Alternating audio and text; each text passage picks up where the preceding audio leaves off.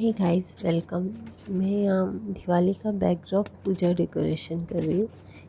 मैंने कोई कम ये कटआउट्स मंगाए थे क्योंकि डिज़ाइनर बहुत महंगे आ रहे थे, इसलिए मैंने ये सिंपल वाले मंगाए और कुछ डेकोरेट करे। तो यहाँ मैंने कटआउट के पीछे अच्छे से फेविकॉल लगा लिया है और थोड़ा पीच कलर का एक ये फॉल लिया है, सिंपल 10 रुपीज़ का आता है, उसमें से बहुत सा ऐसे स्टिक कर दिया है।